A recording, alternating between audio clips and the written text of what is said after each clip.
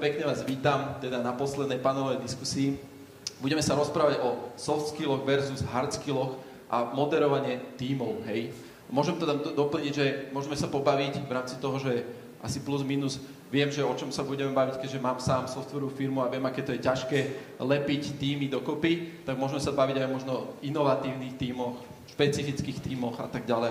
A uvidíme, kam tá debata bude smerovať. Takže dovolte mi privítať prvých speakerov, alebo teda mojich hostí, ktorí tu sú. V prvom rade začnem dámami. Ivanka, nech sa páči. Poď si k nám sadnúť, poprosím veľký potlesk. Ivana Molnárová. Ďalší tu máme do debatky Tinu Nekundová, pani Tina Nekundová, nech sa páči, veľký potlesk.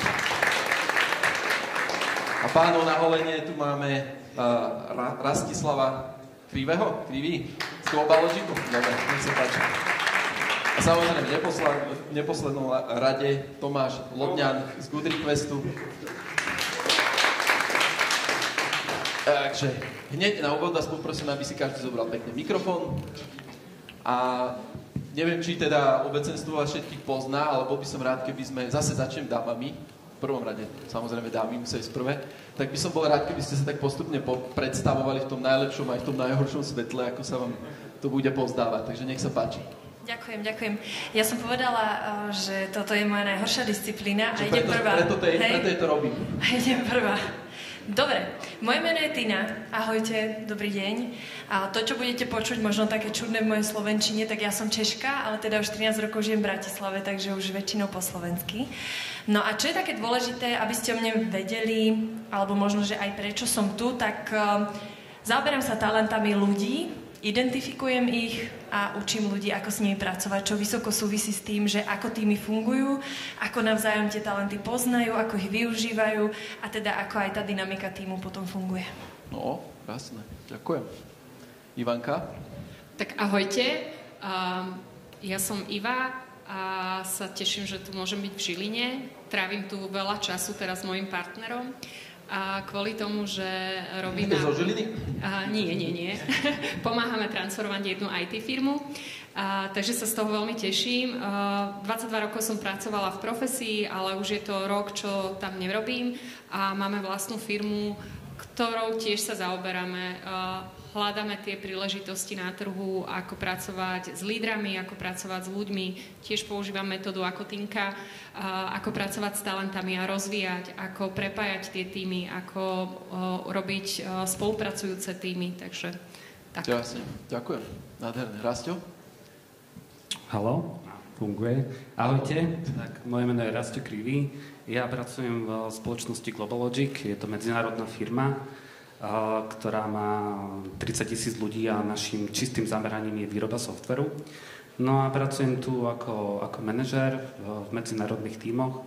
V podstate dneska na Slovensku nemáme ani jedného člena svojho tímu, všetko mám v zahraničí, kompletne multikulturálne tímy.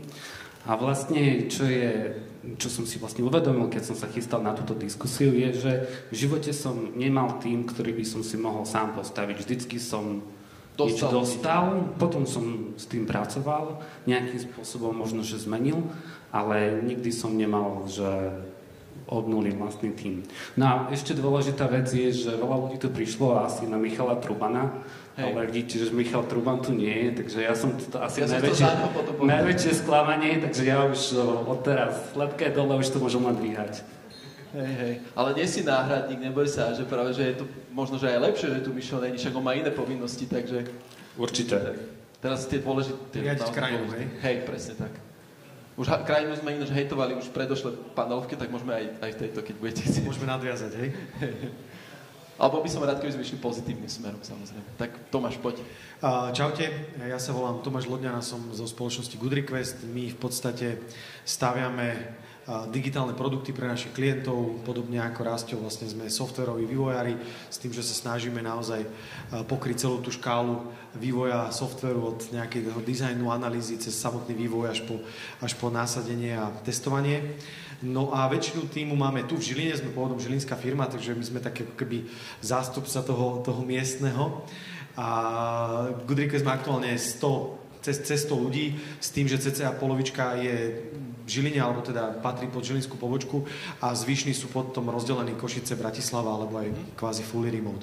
Takže ja mám zasa za úlohu hajiť túto lokálnu perspektívu. Hej, ináč to máme tak naozaj taký, že zaujímavý mix, hej, že tu máme aj že nejakú lokálnu firmu, potom globálnu firmu, potom tu máme babi, čo teda to pomáhajú všetkým, komu sa len dá, hej, transformáciám, alebo teda transformujú. Takže veľmi zaujímavé, som zvedavý, že kam sa tou debatou ďalej dostaneme. Ale ešte kým by som prešiel tým soft skillom a versus hard skillom a teda tým celkovo tímom, by ma zaujímalo, že len čisto jednoducho, že keby ste mi vedeli povedať každý za seba, že ako vnímate napríklad, že lídra, alebo kto je pre vás napríklad líder, že keby si mohla tak na úvod debaty. Máš veľmi jednoduché otázky, že začneme iba tak, že kto je líder. To je úplne jednoduchá otázka. Nie, to je jasné, to je úplne jednoduchá otázka. Nie, pre mňa to je že extrémne zložitá otázka, lebo pre mňa to nie je černo-biele a to je to, čo mne sa ako keby úplne nechce ísť do nejakých definícií. Ja sa úplne nestotožňujem s tým, že tak líder má mať toto. Mne toto kategorizovanie a nejaké dávanie prívlastkov nie je vôbec blízke.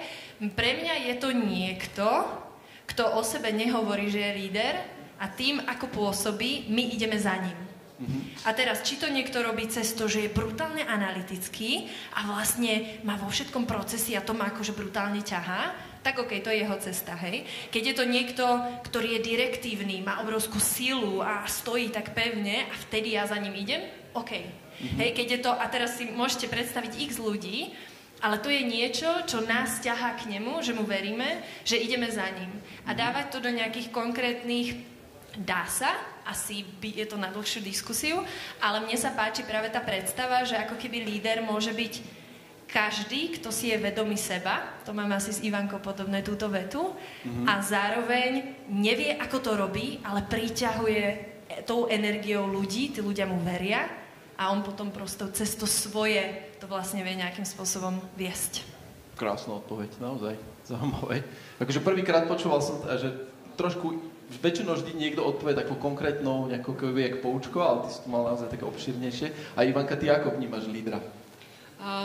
Ja vnímam veľmi podobne, ale ja skôr, že líder je ten, kto vytvára kreatívne prostredie, kde sa ľudia cítia v podstate príjemne, majú spoločné definované hodnoty a spoločne vytvárajú nejakú hodnotu buď pre spoločnosť, alebo čokoľvek, nejaký typ služby. A tým, že sa teraz stretávam s množstvom lídrov a minulý týždeň sme mali jednu veľkú konferenciu a tam sa hovorilo v podstate o well-beingu a o bezpečnom prostredí pre tých ľudí. A mám pocit, že toto je veľmi dôležité teraz, aby sa o tom začalo hovoriť, že tie hodnotové firmy, lídri, ktorí majú jasne zadefinované hodnoty, sú jasne vedení, kto sú, tak dokážu oveľa viac motivovať tých ľudí a vedia priťahovať tých aj mladé talenty a vôbec celkovo talenty a vedia vytvárať tie spolupracujúce týmy. OK, tak toto bola... Normálne, že to tak graduje, tak som zvedavý, že čo príde teraz, Rasťo. Teraz to poviem. Tak, že teraz, že vieš, lebo oni keď to tak radia a setupujú tie týmy, tak oni to tak vedia pekne povedať. Presne, ono tak pekne znie a teraz je realita. Hej? A teraz príde realita, že facka správa za facka zľava. Presne, inžiniersky to zjednodušíme, ale musím súhlasiť úplne so všetkým, čo ste povedali. Jednoznačne. A za mňa ale je tam jedna vec, ktorá odlišuje lídra od charizmatického manažera, ktorý vie nastavovať hodnoty, ktorý vie pracovať s kultúrou či už týmu alebo firmy. A to, čím sa líder za mňa odlišuje, je, že má víziu. Má víziu, vie, čo chce spraviť, hovorí, tam ideme a ten tím pochopí a následuje ho. To je dôležitá vec pre lídra. Súhlasím. A aký je rozdiel medzi potom diktátorom a takýmto lídrom? Len sa chcem spýtať, akože... Vieš, akože keď sa začneme baviť o psychológii, diktátor je líder. A všetci ho nasledujú. Preto prepáč za tú štipačnú otázku. No dobre, ďakujem. Rozmýšľam, čo by som možno doplnil, aby som nehovoril to isté, lebo naozaj súhlasím, čo bolo povedané. Také dve veci ma napadli. Jedna vec, ktorú treba naozaj si povedať, že líder alebo leadership nie je definovaný organizačnou štruktúrou. Hej? Že naozaj treba sa na to pozerať tak, že ten líder môže byť aj ten junior, aj ten človek, ktorý teraz prišiel do toho tímu a je tam 3 mesiace a môže presne prejavovať, ale môže sa prejavovať ako líder a má tie znaky. A ja by som možno ešte nadviazal na Rastia, že mne sa pri leadershipe alebo pri lídroch páči, alebo taká tá definícia, že ako keby, že nie je mi to jedno. Vieš, že to sú tí ľudia, ktorí to proste chcú zmeniť, lebo proste vidia, že to treba spraviť. Že proste áno, vidia za tým tú hodnotu a ako keby vnútorne ich to k tomu ťahá. Hej, že jednoducho, a môže to byť malá vec, že áno, ja som teraz 3-4 mesiace v nejakej firme, ale mám tu chuť teraz debatovať s mojím novým šéfom a vysvetlím mu, prečo toto je blbosť. A idú do toho a točia to a proste zmenia to. Ale môže to byť samozrejme niekto, kto je vysoko v organizácii a robí aj tie veci s veľkým dopadom. Hej? Takže za mňa ten leadership je strašne taký pestrofarebný. Hej, veľmi pekná odpoveď tiež. Môžem by som ti povedať, že zaslúži si potlesk, ale pôjdeme ďalej. Ja ti ďakujem veľmi pekne za odpovede v rámci teda otázky k lídrovi. Mňa by zaujímalo, že teraz keď prejdeme k tým tímom a celkovo k tomu skladaniu nejakého, poviem, že tak, že ideme sa baviť o nejakom koktéle v rámci toho skladania toho tímu, že ako vy vnímate, že čo je dôležité v tom tíme, môžeme sa baviť aj o technologickom tíme, že čo sú dôležitejšie, hard skill alebo soft skilly? Napríklad, poďme, oddám takisto. Vyzerá, že to takto je, tak máme taký pattern, tak je to v poriadku. Ja som veľmi súťaživá, vždy chcem byť prvá, takže je to úplne v poriadku. Tak ja som z technologického prostredia, teda mne to je veľmi blízke, takže som aj rada teda, že môžem byť s vami a vidím niektoré známe tváre. No, ale takže pre mňa ešte to technologické prostredie je, že úplne odlišné ako že bežné prostredie. Pre mňa 90% mojich klientov sú IT spoločnosti a potom keď vyjdem náhodou z toho IT, tak vidím akože veľký rozdiel. No, ale hard skill versus soft skill. Pre mňa ako keby, že keď to veľmi zjednoduším, tak je mi úplne jedno, či vieš alebo nevieš programovať, keď nevieš o sebe nič. OK. Hej? A teraz, že to je veľmi zjednodušená formulka, ale v podstate ide o to, že hard skill je dôležitý, samozrejme, ale keď si raz, a teraz si dajte to slovičko, môže byť akékoľvek, ale keď si raz, tak akože mi to je na nič. Hej, v tom mojom týme mi budeš robiť bordel, budeš mi robiť neporiadok, rovnaké, budeš mi robiť toxicita, nemám rada to slovo, ale môžeme si to pod to skryť. Takže na konci dňa ja ťa aj tak vyhodím, lebo máš super dovednosti, ale keď sa správaš, ako sa správaš, tak to nebude fungovať. A dneska vidím, že už tie firmy chápu, že to nie je iba o tom hard skille, že chápu, že áno, tu je super odborník, ale keď on nezapadne do môjho tímu a keď to proste nefunguje, tak to nikdy nebude fungovať. Čiže pre mňa je to minimálne rovnako dôležité, minimálne, a skôr si myslím, že tá kauzalita by mala byť taká, že dobre sa poznám, pracujem na sebe a teda poznám svoje softové dovednosti. A potom samozrejme k tomu tá pridaná hodnota je, že aj rozumiem tej téme, hej. Čiže pre mňa minimálne 50/50, minimálne. Takže ten tvoj koktail by bolo, že aj pri jednotlivcovi, alebo pri princípe aj v tíme by mal to byť tak 50/50, hej? Ja vychádzam z toho jednotlivca, vieš, že pre mňa ten tým sa stáva proste človek by človek. Čiže áno, akože pre mňa rozhodne to tak je, lebo ja to vidím. Vieš, že vidím, že príklad, máme fantastického obchodníka v IT, je to prosto fakt super chalan, rozumie sa všetkému, ale v tíme robí takú neplechu, že na konci dňa ten tým vôbec nefunguje. Závidia si, majú tam proste nepríjemné kompetitívne prostredie, nedoťahuje veci, čiže na konci dňa vieš, super, že predá všetko, že rozumie sa, že to možno až pri salesák, hej, že je tak technicky zdatný, že je to taký akože obchodník naozaj aj s know-how technickým, ale nič mi neurobí, čiže ja ho radšej pustím. Dobre, možno by mi priniesol x rôznych akože oportunít a vyzná sa v tých technológiách, ale nechcem ho v tom týme. OK, ďakujem. A Ivanka, skúste. Posledných 10 rokov, keď sme skúmali ešte v profesii, že ako sa menil hard skill a soft skill, lebo to bola klasická otázka, aj to, aké skilly budú chcieť firmy v budúcnosti, tak sme videli, že ten trh práce sa výrazne mení. Že možno to bude spôsobené aj tým, v akom marazme máme školstvo celkovo a že tie firmy si uvedomujú, že potrebujú doškolovať tých ľudí a že je dôležitejšie, presne ako Tinka povedala, že je dôležitejšie oveľa viac akoby tá osobnosť toho človeka a to chcenie. Chcenie, že naozaj chcem na sebe pracovať, chcem sa učiť, chcem sa vzdelávať a som zvedavý. A to sú podľa mňa tie vlastnosti, ktoré naše školstvo bohužiaľ zabíja a my potrebujeme to objaviť v tých tímoch a objaviť v tom jedincovi, že naozaj, keď sklbí tie talentové veci s tým, že mu dodáme tie hard skillové veci, tak potom veľmi výrazne napreduje. A keď sme to skúmali, tak naozaj pred zhruba 10 až 12 rokmi ten pomer bol 80:20, že 80 hard skills, 20 soft skills. Teraz je to presne naopak a z tých hard skills je tam angličtina, prípadne nemčina a prípadne nejaké analytické myslenie už berieme, že to je soft skills. Hey, okay. Ale že naozaj tie firmy vyhľadávali skôr z toho pohľadu soft skillsového. Počkaj, ešte raz, že tie firmy vyhľadávali z pohľadu... Skôr tej osobnosti, toho potenciálu, toho človeka. OK. Jasné. A Rastio, ty to ako vidíš teda? Aký ten koktejlik by si dal? To je veľmi komplikovaná otázka. Asi najhoršie, ako si mohol dať. Hej. Ďakujem, však to tak hneď, vieš, na úvod som povedal, že ľahké, tak idem ľahké otázky. Vo svete aj inžinieringu sa bez hard skillsov nedá. To je proste, že must. Tie soft skilly sú dôležité, ale treba povedať, každý človek je jedinečný. Niekto môže byť skutočne výborný technik, ale v tých soft skilloch niektorých môže mať ako kebyže slabší. A teraz nechcem sa posúvať do toho, že je niekto ako kebyže toxický alebo tak, lebo to je možno skôr otázka hodnot a tak ďalej, ale nemusí byť až tak komunikatívny. Môže byť introvert, môže sa báť, možno nevie dobre vyjadriť svoje myšlienky. A to sú chýbajúce soft skill, ktoré ako kebyže sťažujú komunikáciu a byť úspešný a doťahovať veci sám. Ale ten človek môže byť veľmi úspešný v tíme. Čiže je dobré vyvážiť ten tím, mať tam veľmi silných ľudí, ktorí to technicky vedia spraviť.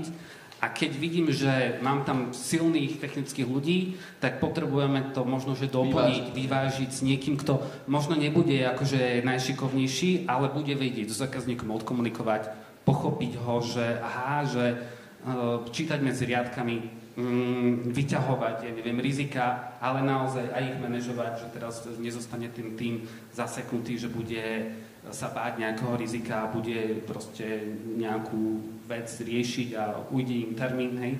Čiže treba to mať vyvážené v tom tíme, no a každý človek je jedinečný a potom, keď sa na to začneme dívať, že či nie takto človek áno alebo nie, tak potom je to otázka naozaj tých hodnot, hej. Aby v tom tíme fungovali tie hodnoty a bola tam tá kultúra a potom všetci sú spokojní. Čiže soft skilly, hard skilly treba vyvážiť, ale ani by som nepovedal 50/50, ale tak, aby tá chémia tam fungovala. Však aby to presne, že splnilo ten účel a cieľ, hej, že to záleží podľa mňa aj od firmy alebo od projektu, lebo naozaj niekde je proste jasný cieľ, že treba niečo, nakodiť, to poviem, nemusíš tam veľa debatovať, keď vieš, čo treba urobiť po hardskillovej stránke, ale zároveň, keď je to niečo, poviem, že ja sa s tým stretávam u nás, napríklad, ešte dopoviem ja, potom ti dám priestor, že keď riešime častokrát inovácie, tak práve, že tam častokrát skôr potrebuješ na tú prvú vlnu mať soft skillov a potom riešiť ten hard skill, to prevalcuješ, hej, že a to je krdeľ vtákov, že ono sa to mení, počas toho procesu celého sa to môže meniť,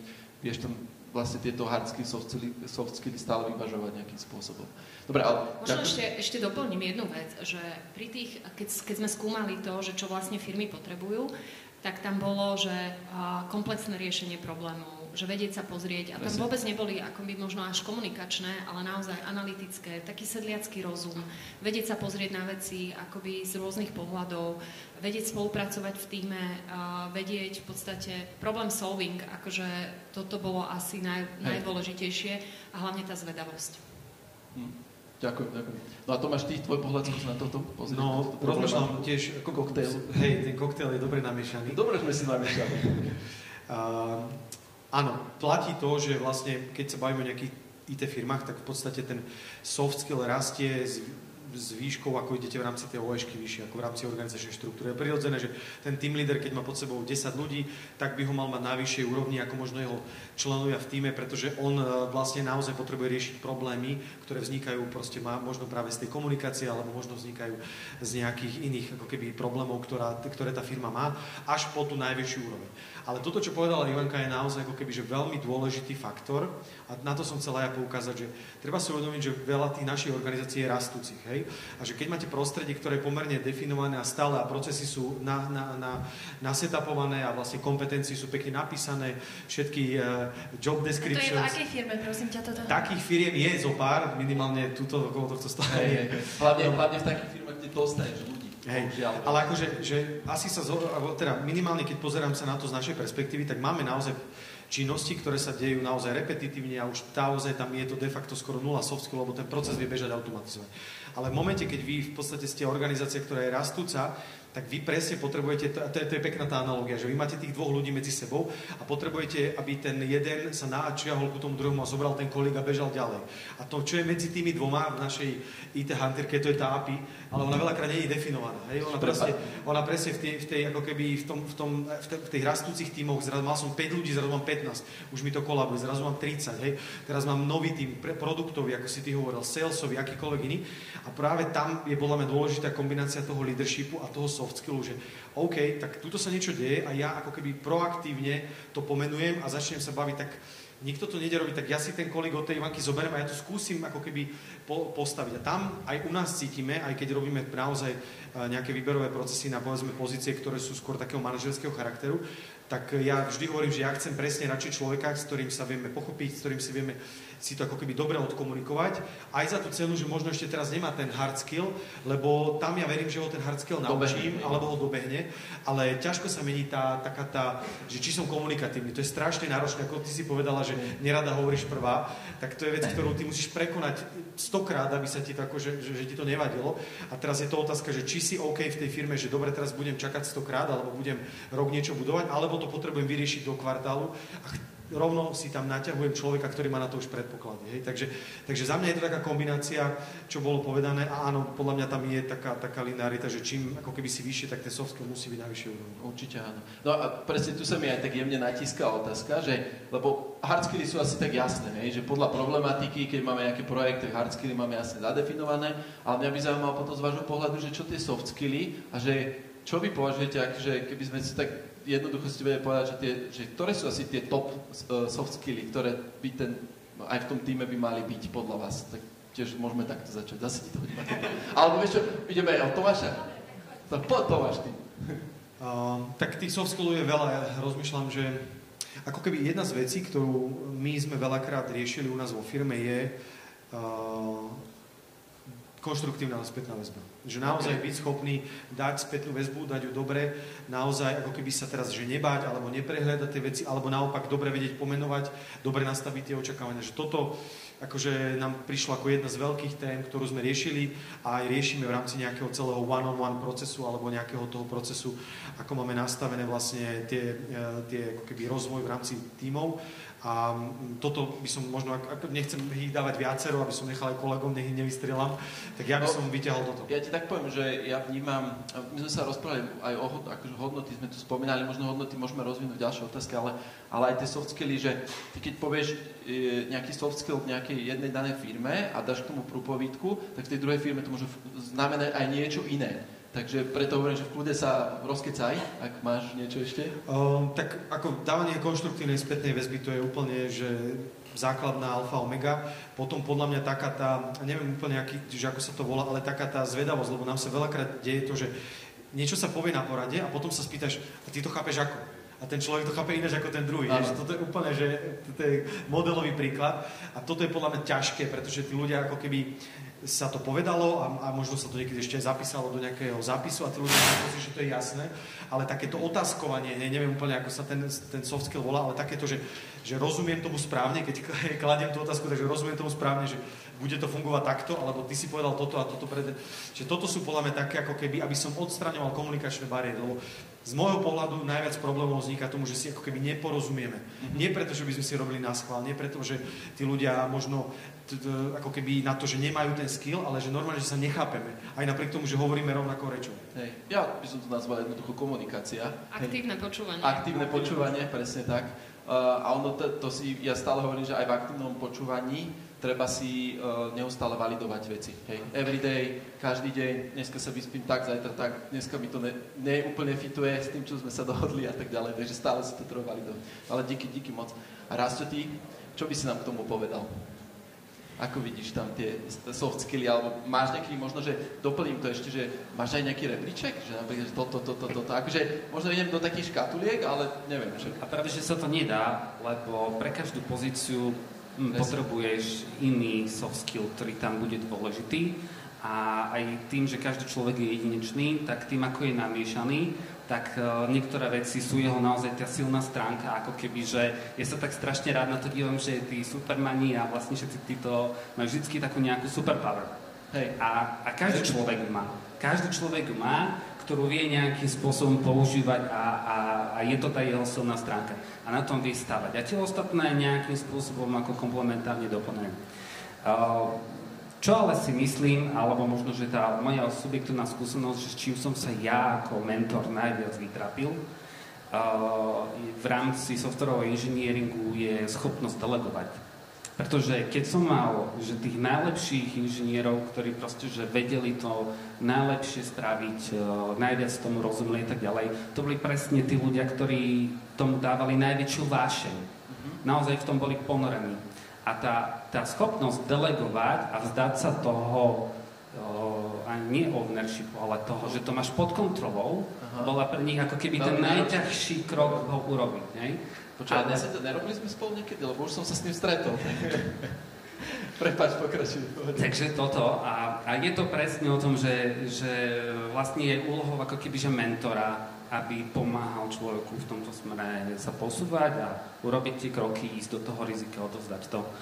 A potom druhá taká super dôležitá za mňa je schopnosť agility a adaptácie. Hej, že vlastne toto je, ale pre nás v IT svete to je asi úplne najdôležitejšie, lebo nič sa nemení tak rýchlo ako IT. Akože bol som teraz na konferencii medicínskej a hovorím si, že jak to tam vlastne fičí a som tak zistil, že máme asi tak polovičné tempo, možno, že ešte pomalšie ako my, hej? Okay. Že naozaj, že to, čo sa deje v IT, to je každý deň nová technológia a to, čo niekde trvá revolúcia, že 5 rokov alebo 10, tak u nás akože minulý rok vyšiel ChatGPT a my už teraz sa bavíme o tom, že čo to ide robiť, hej? Celé generative AI a budúci rok, už teraz skúšame copiloty, hej, skúšame to nasadzovať. Myslím si, že o rok to bude úplne bežná súčasť roboty. Takže tá adaptabilita je veľmi dôležitá. No a potom to klasické aj emotional IQ a tak. Okay. Ale nechcem vystrieľať všetko. Ja som práve zvedavý, že keď prídu dámy na rad a teraz prichádzajú, že čo ešte vyťahnú. A ja si myslím, že Ivanka určite povie, že veľmi zaujímavá vec. Adaptabilitu som mala aj ja, lebo presne ten svet sa tak neuveriteľne mení, že my keď sa nebudeme vedieť a budeme rigidne držať tých starých postupov a tých vecí, tak jednoducho nemáme šancu. Odvaha, akože tiež odvaha ísť, v podstate odkomunikovať veci, odvaha skúšať veci, odvaha byť zvedavý a nastavovať si tie veci je podľa mňa tiež cnosť, ktorá sa ťažko akoby hľadá a je dôležitá, ale častokrát tá najdôležitejšia vlastnosť pozrieť sa na seba a pozrieť sa do zrkadla, ako byť lepší a ako sám seba zlepšiť. Nechceť meniť okolie a iných, ale pozrieť sa seba, že čo by som mohol urobiť a akým spôsobom by som mohol ja zlepšiť niečo. Lebo častokrát aj v tých transformačných firmách, keď robíme teda transformácie a v transformačných firmách sa pozeráme na tie veci, tak ja mám častokrát pocit, že sklznú do tej role obete a to sa nedá a šefovci sú takí a to je tako a to je takto a nepozrieme sa, že čo ja môžem urobiť preto, aby sa tie veci zmenili a nedokážeme to potom ani komunikovať, ani v podstate to dennodenne systematicky napredovať.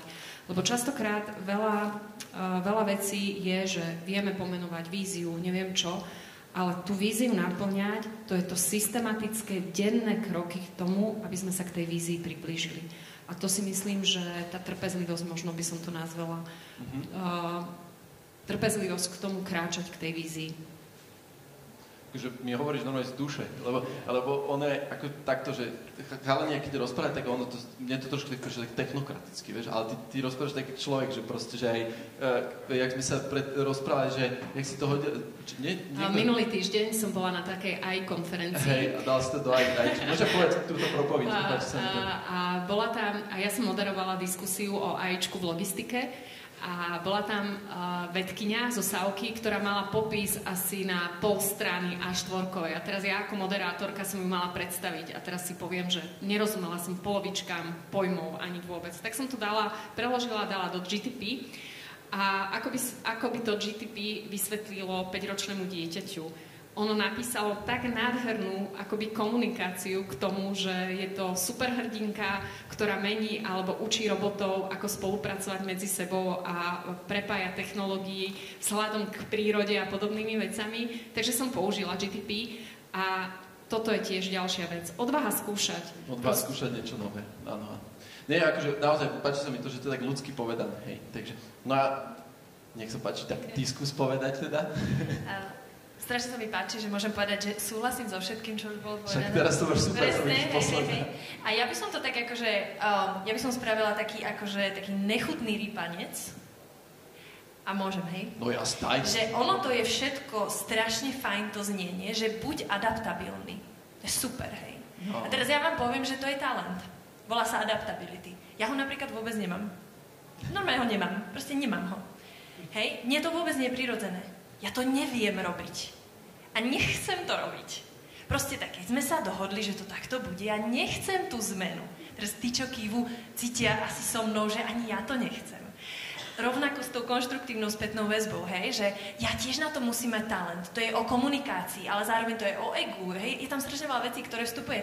No, napríklad máme aj ľudí, ktorí prosto prirodzene nechcú prijať spätnú väzbu. Oni to nevedia. Oni by možno akože chceli racionálne, ale oni to nevedia.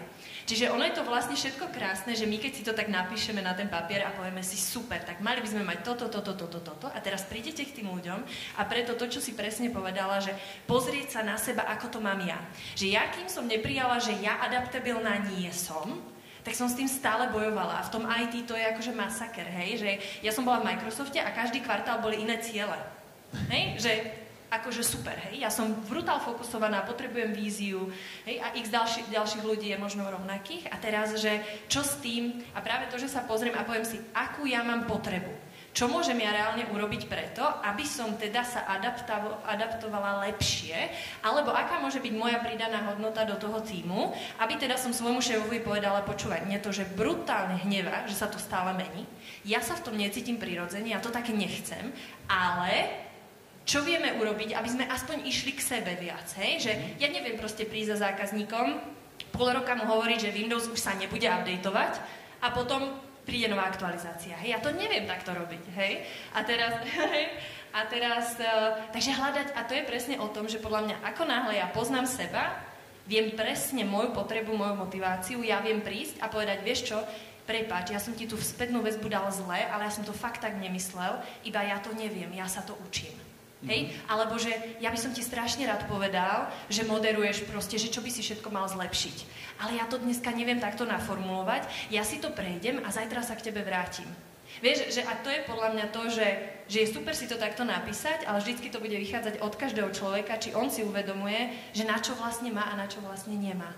Hej? A odvaha, všetky tieto veci, súhlasím so všetkým, ale je aj fér si povedať, čo keď to nemám, že ako môžem to nahradiť, alebo čo je tá moja jedinečnosť. No, určite. Už veľmi dobrá odpoveď, takto nakoniec radu.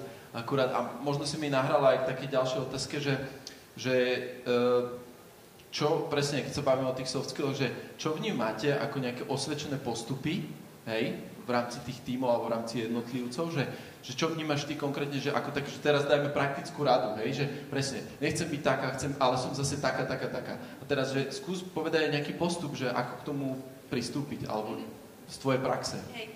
Ja používam taký, po anglicky tomu hovorím, že circle of potential a znamená to, že príde za mnou manažér, príde majiteľ firmy a povie, potrebujem akcelerovať svoje týmy, potrebujem zvyšovať performance, potrebujem zvyšovať výkon. Tak my si vždy musíme zvedomiť, že ten tím sa skladá z tých jednotlivcov a ja musím začať u každého toho človeka, to je potenciál každého človeka, potom je to potenciál tímu a potom je to ten potenciál toho výkonu, hej? Že kde ja sa vlastne s týmito ľuďmi a potom ako tým viem dostať. A čo, ja budem úplne konkrétna, ja konkrétne pracujem s metodikou Gallup, možno, že poznáte, možno, že s tým máte aj skúsenosť a pre mňa je to potom všetkým, čo som si prešla x rôznymi ďalšími možnosťami, je to najexaktnejšie, čo viete urobiť. A je to naozaj, že viete presne povedať, čo má aký človek za talenty, čo sú tie veľmi konkrétne veci, ktoré ten človek má a ako s ním vieme pracovať. Čiže vieme presne pomenovať. Tento človek, lebo pre mňa aj povedať, že tento človek je analytický, je príliš obecné. Lebo on môže byť analytický na Excel, ale už nemusí byť analytický na stratégiu alebo na kreativitu, hej? A zase zároveň môže byť človek, ktorý je, že strategický, ale on tie tabulky nepotrebuje, hej? Že strašne veľa nuancí tam je, hej, v tomto. Čiže pre mňa je to, že úplne praktická rada, že použite na to nejaký nástroj. Pomôžte si tým, že si identifikujete úplne presne, čo má každý človek v sebe, ako to vie vlastne zapadnúť v tom týme, aký je ten tím, či je viac exekutívny, hej? Že či sú to tí makači, či sú to tí hardworkery, alebo sú viac strategickí, alebo sú to také ega. Hej, v tom IT je to strašná zábava, lebo akože tam tie ega sú akože poriadne, hej, ako tí ITčkári. Nehovoriac o tom, že niektorý je introvert, druhý je extrovert, až sa to pije akože silné ego introvertné to je nádhera, ako s takým človekom pracovať. Ja to akože milujem, to je proste výzva nad výzvy, hej. A teraz, že ja potrebujem vedieť, čo to je, čo keď mne tam sedí 10 takýchto introvertných eg, hej, ktorí akože, že proste, že čo s nimi teraz, akože, hej, oni mi strašne veľa vecí nepovedia, ale sa to deje vnútri. Čiže pre mňa použite nástroj, použite všetko, čo je dostupné dnes, hej, a tých nástrojov a všetkého je tak veľa, začníme identifikovať úplne konkrétne veci na konkrétnych ľuďoch a potom si z toho vystavávame, čo my vlastne v tom týme máme a ako s tým vieme potom ďalej pracovať. OK. Veľmi dobrá odpoveď, akože parádne. Môžeme ešte jednu takú podotázku, keďže mám softwarovú firmu, že v rámci tohto, že týchto nástrojov, ktoré odporúčaš sama z praxe alebo tvoje referencie, že o akom týme sa bavíme? Že toto dokáže aplikovať aj v tisícoch? Áno. Áno, to je úplne jedno, akú veľkosť týmu máš. Dobre. Ide o to, že ako k tomu pristúpiš, ako nastavíš tú stratégiu, ale možno by som to tak úplne že zjednodušila. Ide o to, že chceme budovať vo firme takú kultúru, kde každý jeden môže tú jedinečnosť, čo Rastio povedal, využiť absolútne naplno. Že sa nemusí cítiť, že on sa musí meniť, ale že on ide seba naplno využiť. A takú kultúru chceme budovať. OK.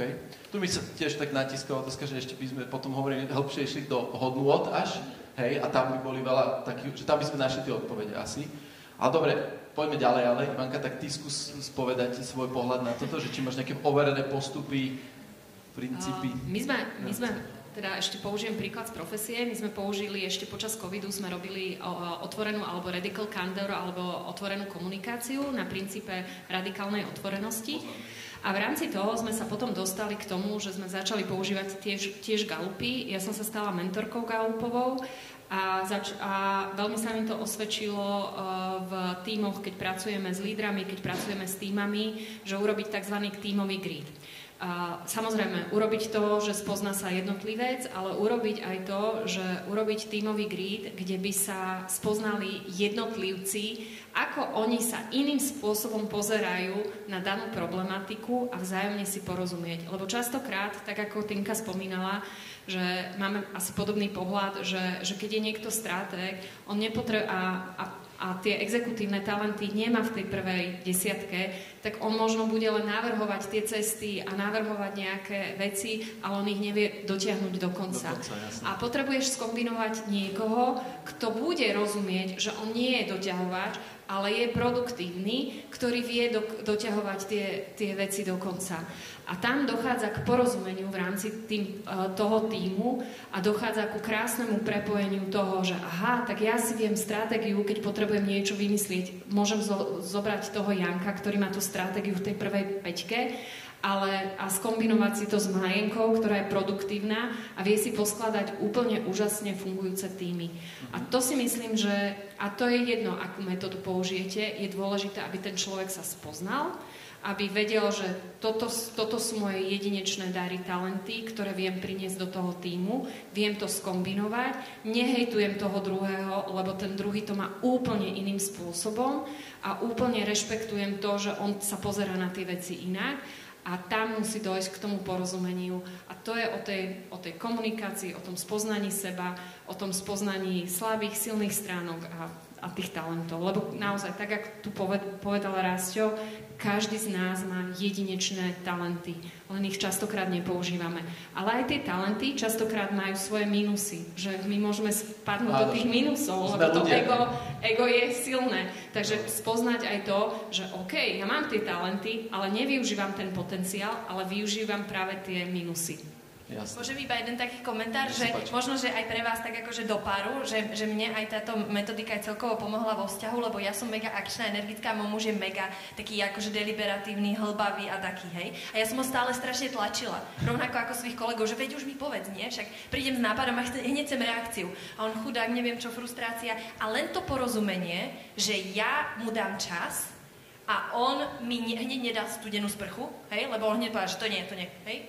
Ale tak už len to urobí v tom týme taký rozdiel v komunikácii, že zrazu, aha, on nie je pomalý, môj muž nie je pomalý, on iba potrebuje trochu viac času, hej? Čiže to sú také krásne momenty potom. Ale tam je zase riešenie presne tá komunikácia, hej? Že on ti musí povedať, prečo to tak je, prečo to tak je. On musí to vedieť, vieš, že to je tá potreba. On to musí mať pomenované. On musí povedať, aha, ja potrebujem ten čas. To je to, čo potrebujem. Hej. Dobre, Rásťo, ty skús možno, že bolo by fajn, keby si možno, že dal taký nejaký input svoj, že tie princípy, postupy, ak máte nejaký, že z toho globálneho hľadiska, hej, že predsa medzinárodne pôsobíš, je tam niečo také u vás, alebo stretol si sa s takým niečím? A to sú podobné postupy, ako hovorili dámy, akože to sa používa. A ja som chcel skôr možno, že iný pohľadať, nech sa páči, že je to otvorená debata. Ty začala challengeovať a mne sa to páči ako challenge accepted. Keď niekto má ako na niečo talent, tak jasné. A keď na niečo nemá talent, nemusí to akceptovať. Pretože každý jeden z nás si vie vytýčiť tú vlastnú cestu. Hovorila si o tom, že proste každý má nejaký potenciál, hej? A môže práve to, že má v nejaké veci slabú stránku, limitovať jeho potenciál veľmi. A môže byť naozaj, že super technicky a nejaká vec bude brániť na to, aby bol úspešnejší. Napríklad tá schopnosť odkomunikovať dobre svoju myšlienku, takže to okolie pochopí a nasleduje tú jeho technickú myšlienku. A to neznamená vlastne to, že teraz ako do konca života nebude vedieť tú myšlienku si presadiť v rámci toho týmu. Je to o tom, že každý z nás si vie povedať, že chcem sa zmeniť. A keď sa chce niekto zmeniť, tak vie na sebe pracovať. A jedna teda všetká HR, ktorú som robil, ktoré som sa veľmi naučil, veľmi často používala takúto vetičku, že how I can get into the Carnegie Hall. Ako sa proste viem stať koncertným majstrom. Ale jednoduchá odpoveď, practice, cvič. Choď do toho, vyskúšaj. Vyjdi z komfortnej zóny. Akože boli to, ale vyjdi z komfortnej zóny a vieš sa zmeniť. Čiže každý z nás má iba sky's the limit. Áno, je to tak. Podľa mňa tiež taký akože podobný názor mám aj ja. OK, ako fajn, ďakujem. Ale potom existujú ešte jednoduché veci, ktoré tu som chcel dať, lebo tu sú naozaj že jednoduchý practices, ktoré vie každý team leader vlastne ako keby uplatniť. Nám sa úžasne osvedčilo v rámci tímov dve jednoduché veci, ako zlepšovať aj kultúru, aj komunikáciu v tíme, aj takú tú energiu, aj soft skilly všetkých ľudia. To sú dve veľmi jednoduché veci. Skoro všetci používajú Scrum. To je nejaká metodika, samozrejme, pre tých, ktorí... Úžasná vec je rotovať Scrum Mastera, rotovať funkcie. Každý si to vyskúša. Moderovať backlog refinement, moderovať proste pripravovanie sprintu. Všetky tieto veci. Úžasné. Všetci, ako niekto môže povedať, že nechce, ok, však ako nikoho nenútime, ale tí, čo chcú, posúvať to všetkých ľudí dopredu. A druhá skvelá vec, ktorá posúva všetkých ľudí a všetky soft skilly, je zobrať si tréningu, byť mentorom. Úžasná škola. Odporúčam každému. Toto ja súhlasím. My to aplikujeme aj v Open Labe, kde vlastne sa snažíme, poviem, že vychovávať talenty. A my máme, ja sorry, že do toho takto skočím, ale ja tomu hovorím, že my máme systém nástupníctva. Jednoducho povedané, ľudia z praxe učia prvákov na stredných školách, hej, hard skilly, soft skilly, keď tí prváci budú druháci, tak tí druháci učia hard skilly tých prvákov, ale zároveň oni im to musia vedieť vysvetliť. Takže učia si zároveň nielen tie hard skilly, že sa učia navzájom, ale aj tie soft skilly. Hej, a takto to máme jednotlivo proste nasetapované až hore, až vyššie. Takže s týmto úplne súhlasím.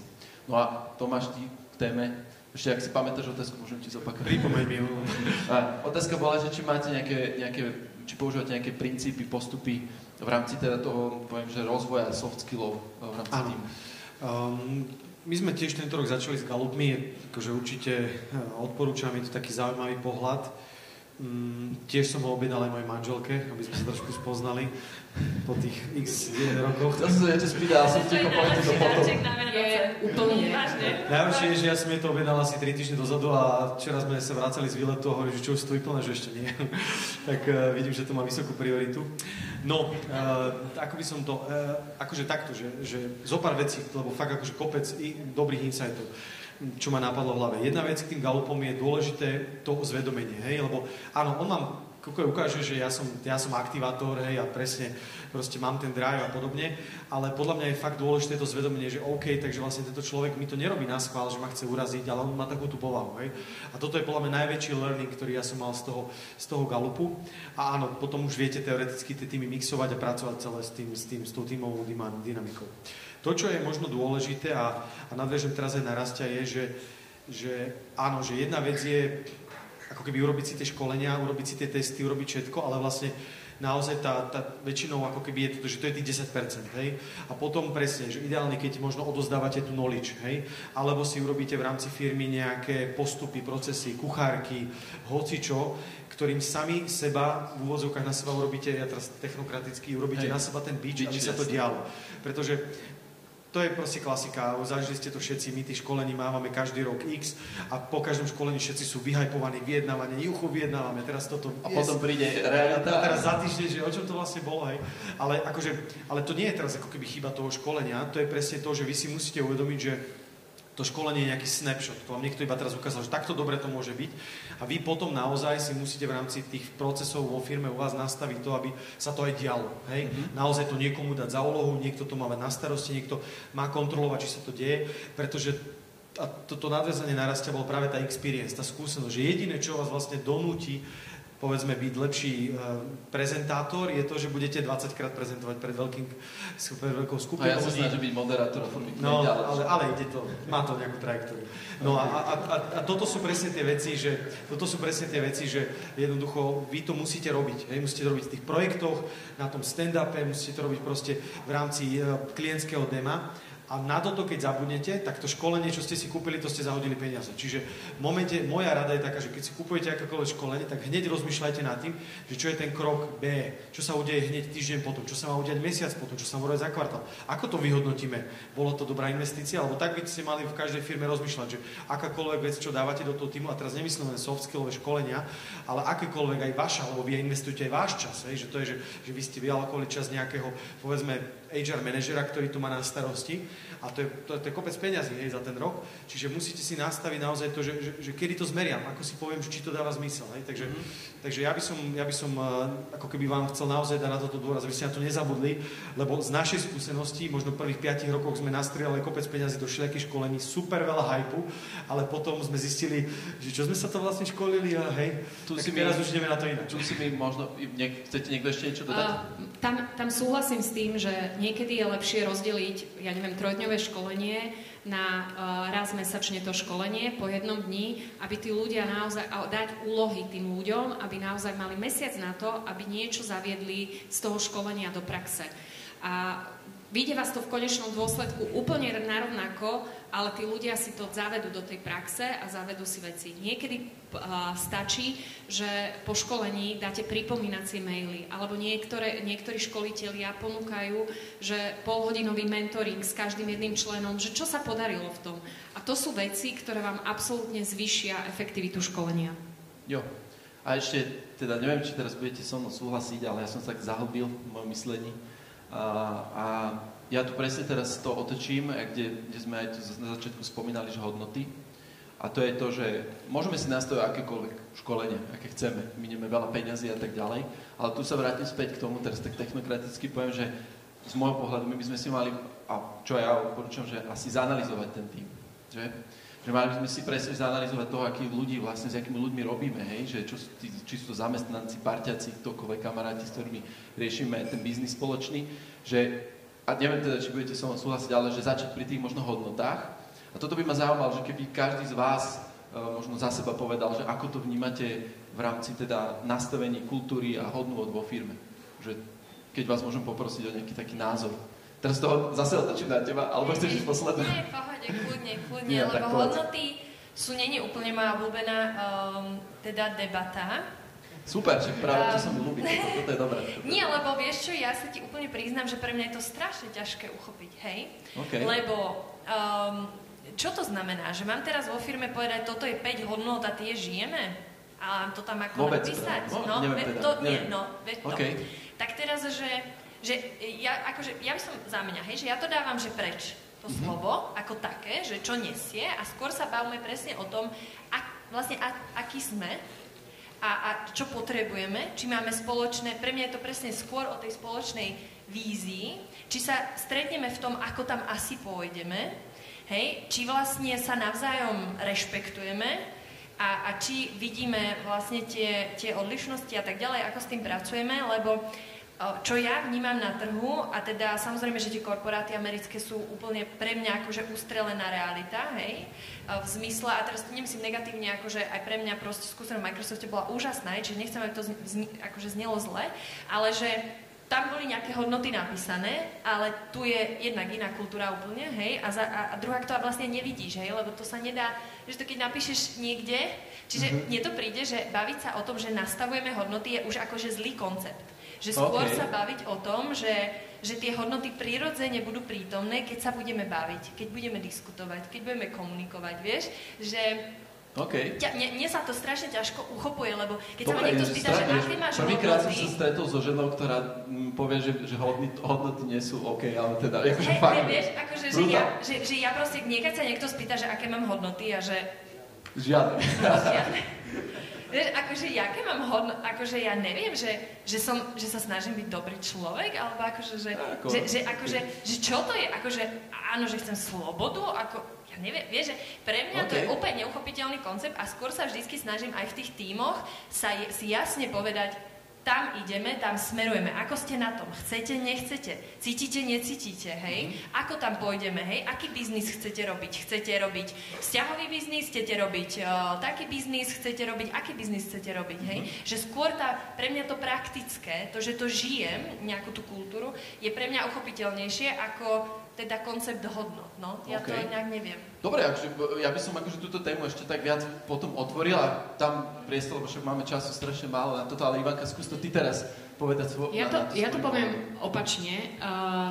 My sme teraz robili veľa s hodnotami vo firmách a robili sme aj v pondelok ideme robiť s hodnotami vo firmách a firmy si uvedomujú, že potrebujú nejakým spôsobom nastaviť si nejaký vnútorný kompas. A ja to vnímam, že to je nejaký vnútorný kompas, ktorý pomáha firme naplňať víziu a misiu, kam smeruje.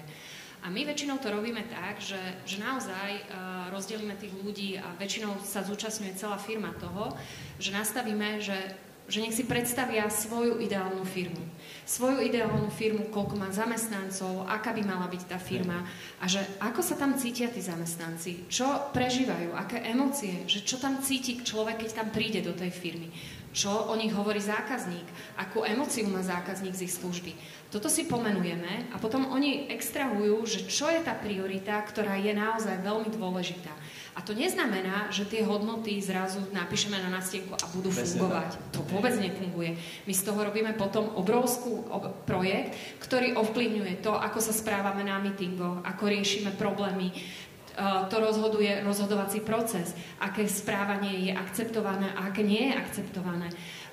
Tam ovplyvňuje to, že aké máme rituály možno vo firme a podobné veci. Čiže ja mám pocit, že dokonca, ak niekto porušuje tie hodnoty, tak z firmy ten ja neviem, záškodník, akokoľvek by sme ho nazvali, ktorý porušuje tie hodnoty, ktoré máme vnútorne dané, ale kde sú aj napísané, že rešpekt. Každý si pod slovom rešpekt predstaví niečo iné.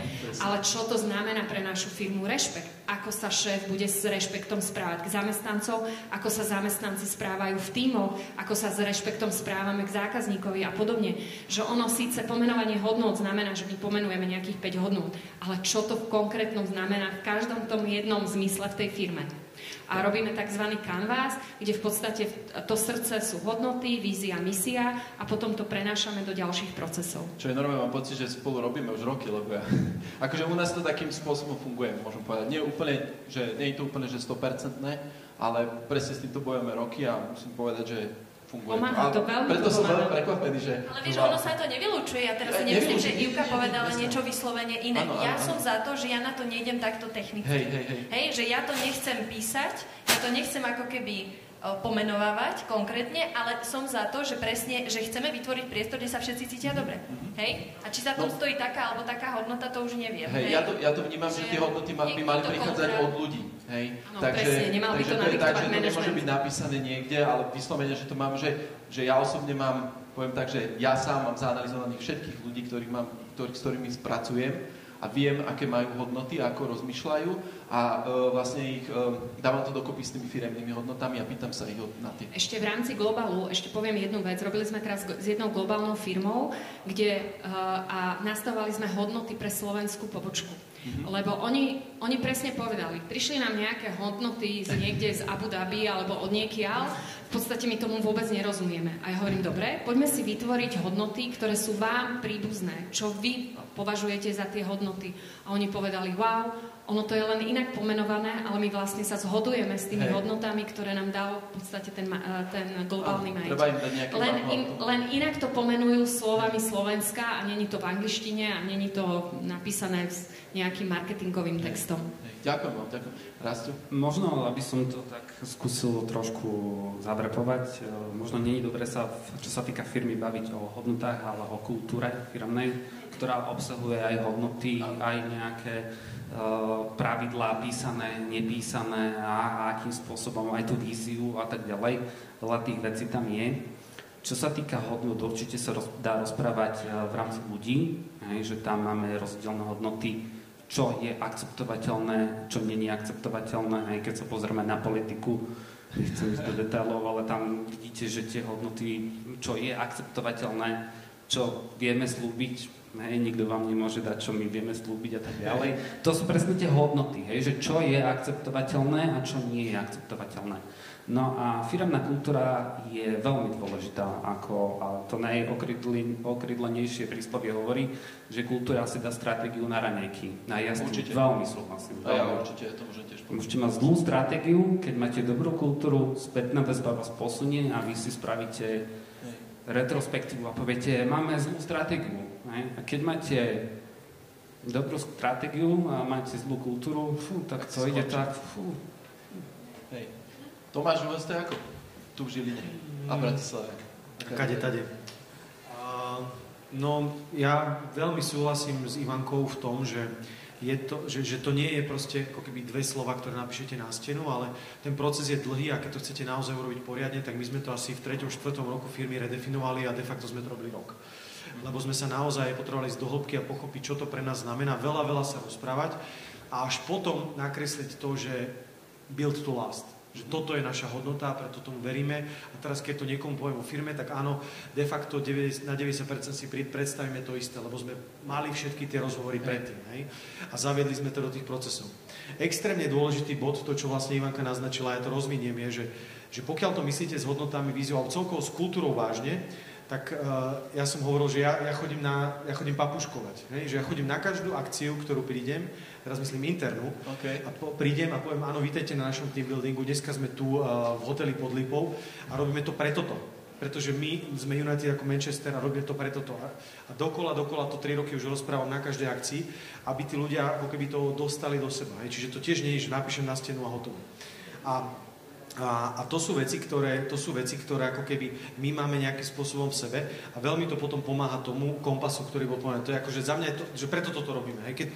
To už je jedno, či to nazvem, že hodnoty a vízia, misia, poslanie alebo kultúra, ako si to rozdelíte, ale že tá firma rastie a tie rozhodnutia sa dejú každý deň. Každý deň sa v tej našej firme deje 20 rozhodnutí, vymyslím, dôležitých. Hej. Ale ja môžem byť na 3 z nich.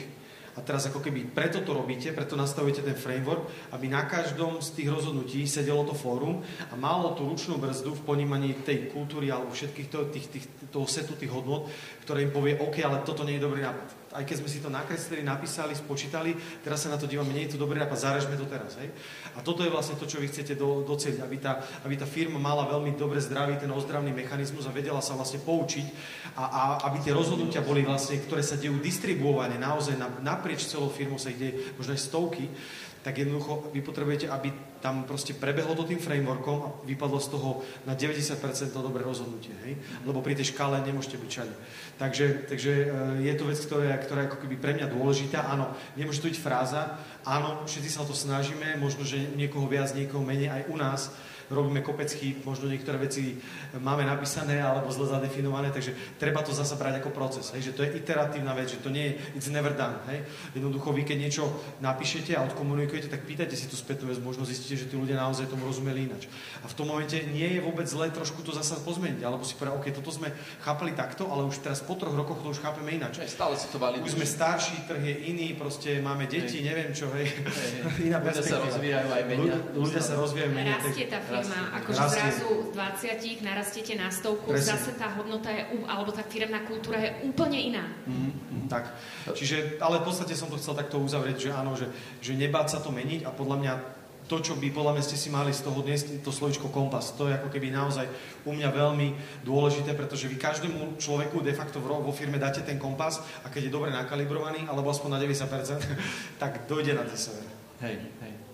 No ja neviem už ako by sme mohli lepšie ukončiť túto dnešnú debatu. Myslím si, že pri tých hodnotách to skončilo celkom fajn z každého pohľadu, si myslím.